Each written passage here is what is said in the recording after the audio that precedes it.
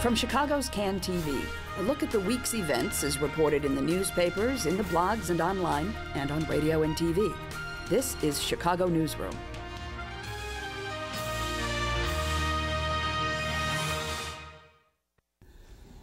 And hello again. Welcome to another edition of Chicago Newsroom here on Can TV. I'm Ken Davis, and it's just another week in Chicago, just another summer week as we pass the solstice.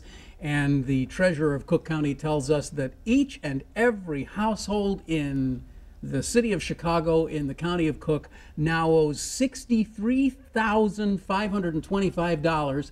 That's just to pay back the pensions and all the other debts that have accumulated by various governments in Cook County. So you should go out and try to earn a little extra money today, because you owe the Cook County a lot. And it's but you know what? It's not all bad news. There is a lot of good news this week.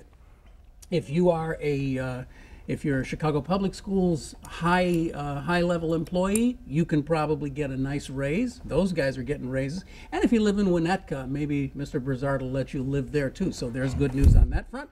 And of course, the best news of all is if you happen to be Alderman Burke, you're going to get to keep your police escorts. So see, some people are having very good weeks. Eric Zorn's joining us today once again. Eric, thanks for being here. You know Eric. He's the he's columnist for the Chicago Tribune, the fat and very heavily increasing in size. Meaty and robust, yeah. Meaty and robust Chicago Tribune.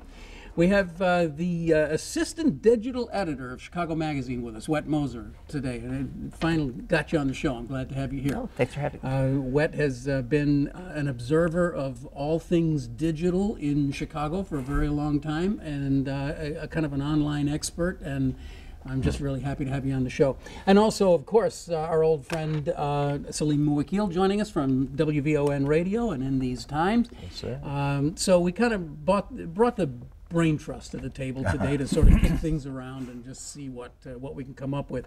So I still, normally we have a prohibition. We're not allowed to have our phones, but I've got mine here just in case the Tribune alert dings that we've got a Blago decision. We might have it, who knows, but we're certainly late getting it. So let me throw this out. Of course, this dates our program, because by the time you watch this show, it's entirely possible that you'll already know all of this. So we don't want to spend too much time on this. But why has this jury taken so long? Well, I think my sense is that with these juries, they do spend a couple of days really going over the instructions that they're given, and they take their jobs very seriously. And when people talk about the jurors, they always act like that they're really impulsive, shallow people. And I really don't believe that. Every jury I've seen work seems to take its job seriously. They take the admonition of the judges seriously, and they look at the law very carefully. And I think, that it doesn't surprise me with this number of 20 counts that they're going to go through each one, looking at it and comparing it to the evidence and double checking, because they take their job seriously. I expected that we would have a verdict this week. And I actually thought that they were going to come back after the long weekend. They get Fridays off. That they were going to come back and say, we've slept on it. We've turned this over in our minds, and we're pretty sure about this. And then I thought they were going to come back with guilty verdicts on most of the charges. But that hasn't happened so far. Right. It hasn't happened so far. So I think that what we'll find, or what we shall have found, is that they were really going over these things very carefully. Yeah, I agree. And also, the gravity of the case itself. They realize how much international interest there is in this. And so I think they want to be absolutely sure that they're not being second-guessed in any kind of serious way. So they're really, dotting every I and crossing every T that they can. It's interesting you say that.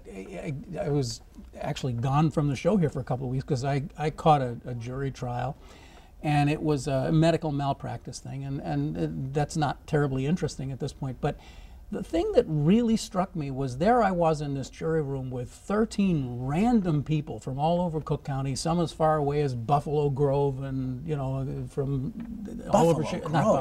That's not what I meant to say. Gee, Mount Prospect. Change their money on the way in? Mount Prospect. But anyway, the point, something you said just really resonated with me.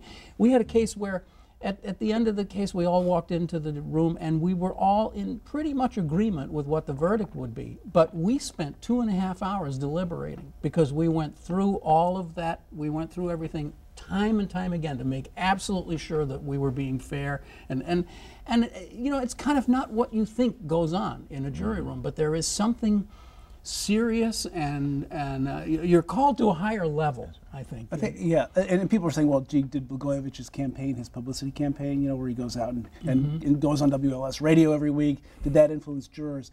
And I think that you could have listened to every one of those shows of his. You could have watched every appearance on the talk show. You could have watched Patty Blagojevich on I'm a Celebrity, Get Me Out of Here. And I still think that those jurors would be able to take a fresh look at the evidence, because once you're sitting in that courtroom, all that other stuff goes away. So it doesn't. Oh, sorry, what? The actually, well, last night I was sort of wondering why the you know, why the jury was out for for a while. So I decided to take a look at a couple of the wire fraud counts, and it actually turned out the more I looked at it, the more confused I got about the like the statutes. So I started reading up on kind of the changes after like Skilling, and when the Supreme Court said you guys have to go back and take a look at honest services fraud. And I think both times the juries have come back with questions about wire fraud.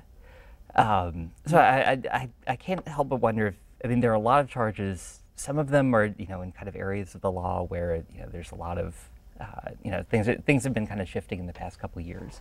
I would imagine if I were on the jury, I would have a lot of questions about some of the instructions.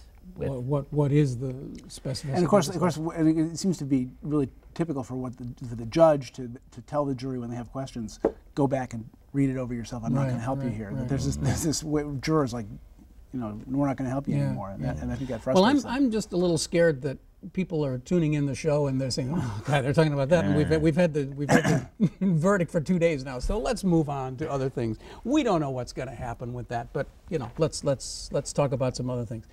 What's troubling you, Mr. Muwakkil? Well, what do you want to call to our attention? What's troubling me is the reaction and the various responses to this whole flash mob phenomena, or what is it called? MOIs.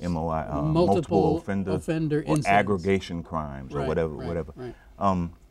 Because I think that this is perhaps one of the first indications of the extreme economic distress in many parts of Chicago that have been manifesting themselves within those communities for many years. The crime, increasing crime rate, increasing brutality, the whole turf war phenomena where public housing residents are moving to new neighborhoods, and drug turf battles.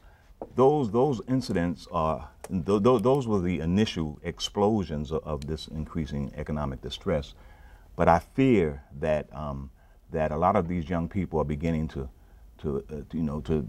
express these kind of transcendent grievances. I mean, they're no longer going to contain it into their communities, and you find a lot of anger within the communities, a lot of class divisions that are being aggravated, a lot of people urging conceal and carry laws with great fervor, and I fear for some serious explosions in the future. Is it your sense that it's worse?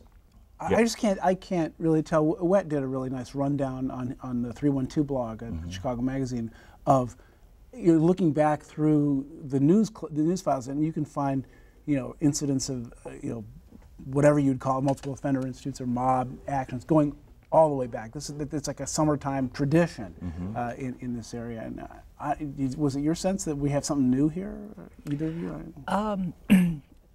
I mean, it may be sort of kind of taking these sort of beach mob actions seem to have taken different forms through time, and I've heard anecdotal observations from people that there are bigger groups of young people on the beaches than there have been in the past, but that it's hard to say how much is that influenced by the attention that individual events have been given by. Something about this that I mean, I think it's really important to sort of differentiate between Gold Coast events and the event that didn't happen at the North Avenue beach.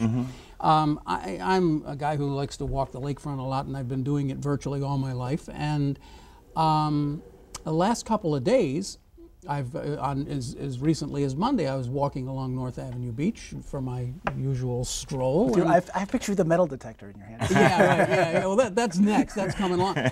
And my first observation was, geez, I didn't know the Chicago Police Department had that many unmarked vehicles. I mean, the gray Crown Vics there were dozens of them parked at the beach. They're all over the place. And yet Monday, there was a whole new phenomenon. It almost looked like, it almost looked like a cheesy TV show. You have Chicago police officers on their four-wheel drive things riding out in the sand along the surf, not wearing, like red, never mind. But they're police officers. And I was thinking to myself as I was walking along, geez, I guess these guys are here to monitor the air and water temperature to make sure the beach doesn't get too hot so that they can close it as a public safety issue, because that's what we've been told. That was the excuse that they had. Right. So something is, and you don't want to make too much light of this, because something serious is going on. The police don't respond that way unless there is some perception that there is a real issue. And it's the same thing walking down Michigan Avenue. Every corner now there are 4 or 5 uniformed police officers. But I think Salim's point is it's not just a perception issue that unemployment among youths in the disadvantaged communities is very high. Very high. Very high. And the sense of hopelessness and frustration very high. So the sense of like, what do I have to lose going on? And then the gang structures, which used to contain some of that energy, they're completely devastated now. Why sundered? Why would that be? Well, a lot of the OGs, the old gangsters, the old school gangsters, they're in jail. They no longer have the kind of influence over these younger guys who are basically out for profit, and whatever they can do, whatever kind of group they can aggregate to increase their profits. That's what they're interested in, not any kind of gang structure or gang. So I imagine these guys sitting around in prison saying, "These kids today, you just can't control." That's exactly right. It's like we had respect. We had a structure. What are the kids of today coming to? What are these new style gangsters coming to? Yeah, exactly. You asked what's on our minds, and speaking of police and the deployment of them, and Alderman Burke, I'm fascinated by the story that Alderman Burke still gets his 6 bodyguards because of a circuit court ruling or opinion 25 years ago that micromanages the deployment of security officers. That just makes no sense to me at all. What will be interesting is if Mayor Emanuel and or the council, or through the police chief, if they decide they're going to go and challenge this, because it seems challengeable, doesn't it? It does indeed. On this program, we often mention that rather than dealing in the facts and the truth, we like to deal with the way the perception of things is handled. And this is another perfect example where I can see the press folks and the police representatives and the mayor's people sitting at the table and saying, "That's it. We got this police thing. That's it. We'll hide behind that." That's the good. Court thing. The court thing. Yeah, we just we got to do it. The judge wants it. Everybody's happy. End of story. It's a 2-day story in the press. It's gone. Well, during the campaign, not only was the bodyguard issue come up, but there was also a suggestion from Emanuel that he was going to work to reduce Burke's power. It was a suggestion, but apparently he kind of eased off on that. Something happened. Yeah, something happened. Yeah. So maybe. What could that have been? You're the researcher at the table. What did they do? What happened? How did they arrive at this? Is there a digital answer to it? No, that's probably a very analog background. So they came to an analog agreement. Yeah, I think that's probably what happened. We touched a little bit earlier on the CHA. I noticed this morning that there is speaking of backing off, the CHA is backing off on the requirement for drug testing, and there seems to be some relief there. But I guess it really raises the whole question about Louis Jordan and what happened and how he.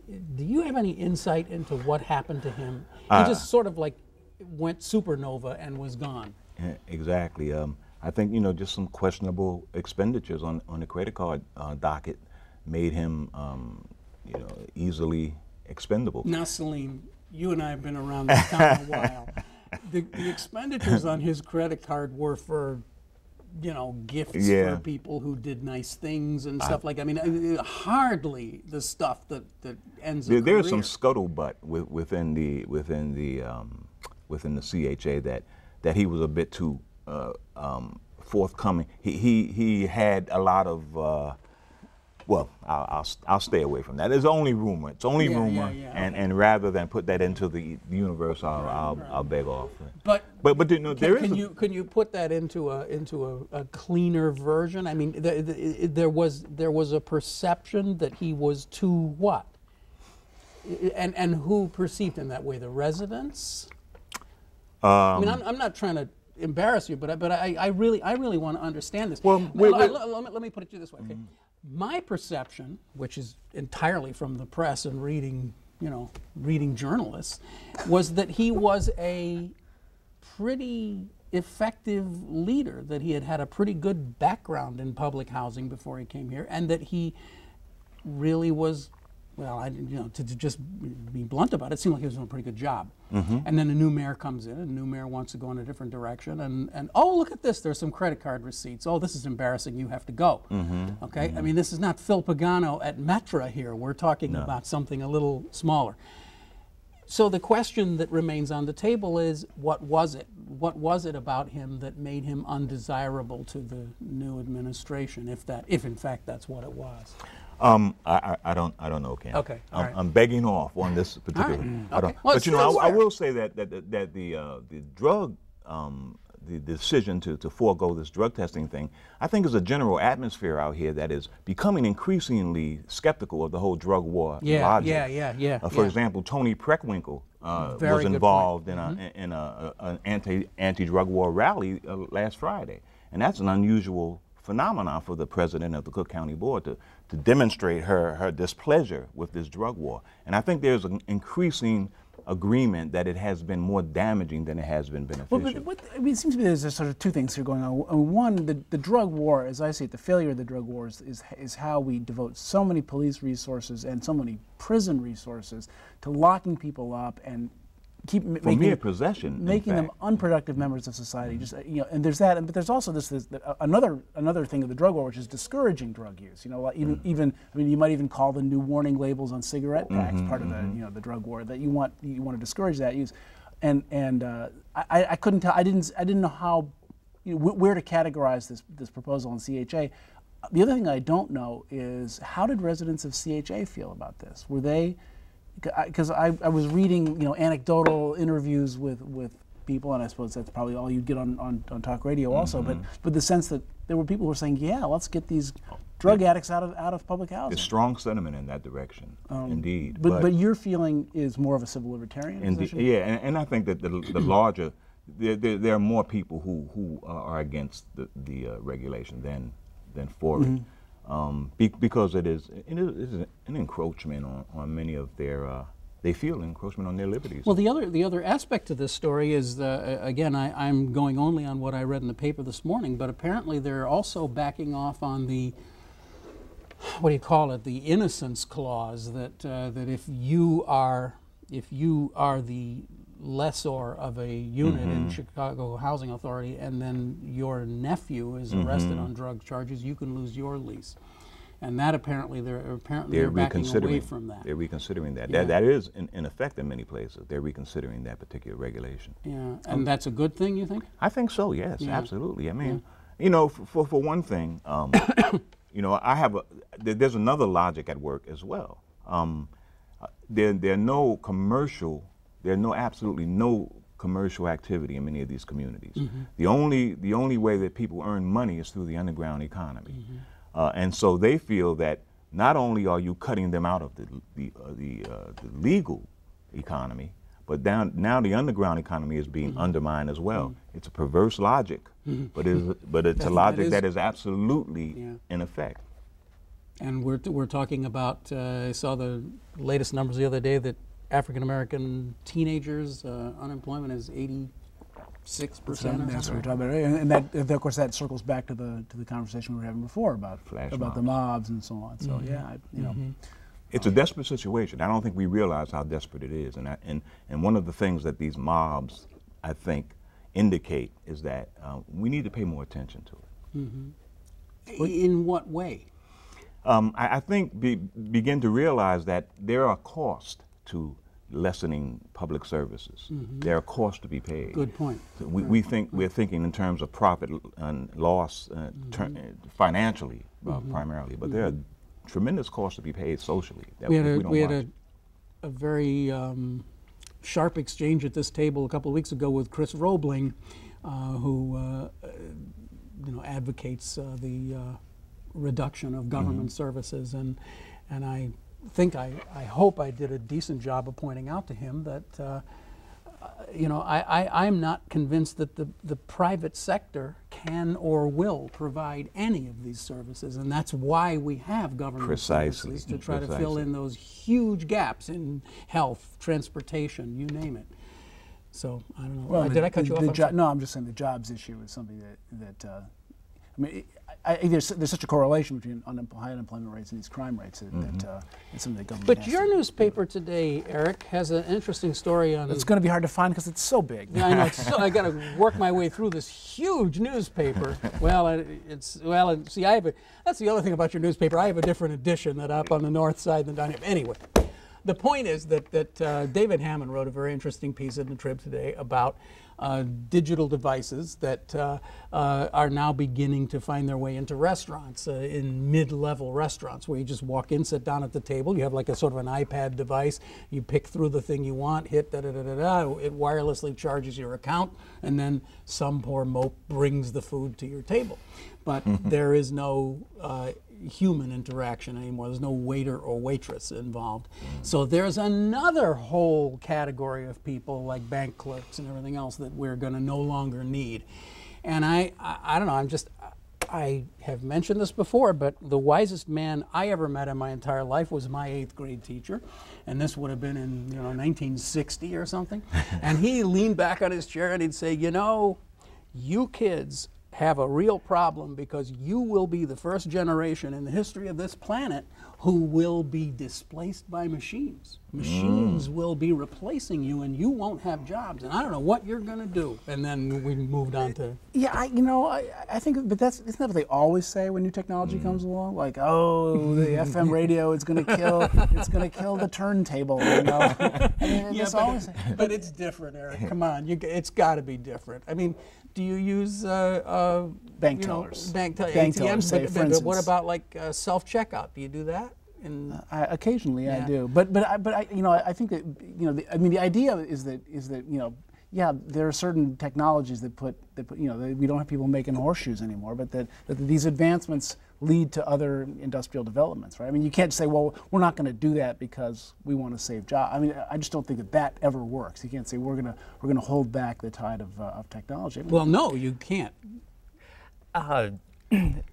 One thing that I was reminded of when I was reading Karen Lewis's reaction to the rejection of the 4% raise, yeah. And Teachers Union president. Yeah, and she's saying that if we're going to work more, because it seems like we're going to get a longer school day, then you're going to have to pay us more. And I mean, it seems like that we actually I mean, it's from what I've seen, we actually haven't lost that much work in America, but people are working more. That the quote unquote efficiency has sort of returned to pre-recession levels, but employment hasn't. Do you actually think that there are fewer hours of work for people to do? Or that there are the same number of hours for people? No,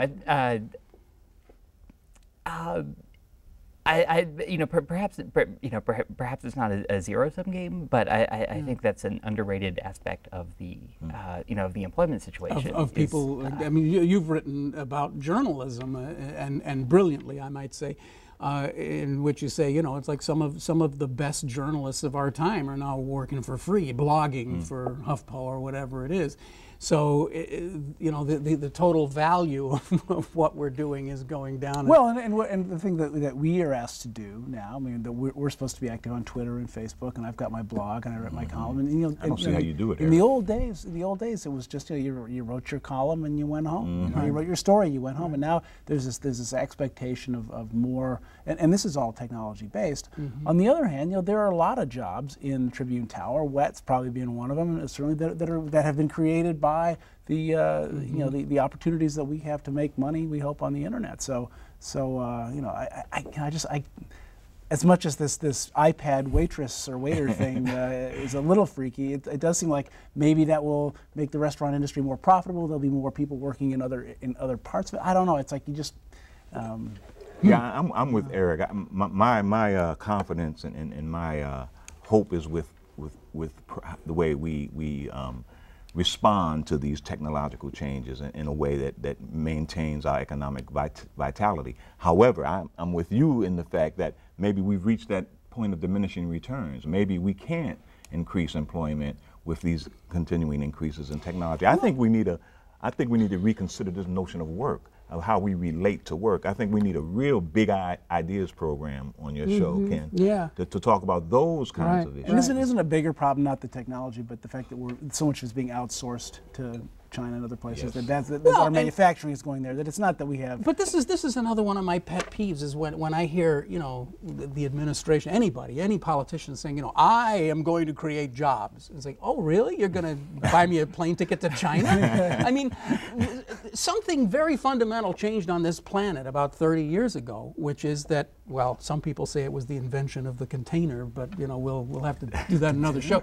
But, you know, the shipping container made it possible for anything to be manufactured anywhere on the planet. Sound like Ed Schultz now. That's right, yeah. And so, you know, it's just not the same. It's just not the same. We are not the manufacturing colossus we once were, and we never will be again. But anyway, boy, you guys have succeeded in making me feel like I'm 85 years old here today. Well, it's not the way it used to be, let me tell you that. Back in 8th grade. So, did Jody Weiss, Rhymes with Peace, deserve that 76 grand that he got for his vacation pay? Did he deserve it? No. Does he have it coming to him? Yes. I mean, these are just that's how public employment works, right? I mean, it's outrageous, but it's also outrageous that the public sector allows for this kind of stuff where the private sector doesn't. It allows this carryover. And that's my take on it. And that's the way we're going to have to leave it. Oh, sorry. I'm sorry. The shortest 28 minutes in the world. They're right here on this show.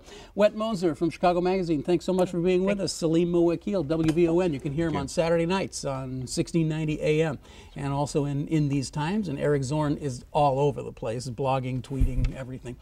And he doesn't get in trouble when he tweets, so let's hope that stays that way. You've been watching Chicago Newsroom, a community service of CAN TV. You can find us here on cable. You can see us and other programs online at cantv.blip.tv. You can check us out here. You can subscribe on iTunes. You can do all those wonderful things, and we hope you will do all of those. And we will see you right back here again next week on Chicago Newsroom. Thanks for watching.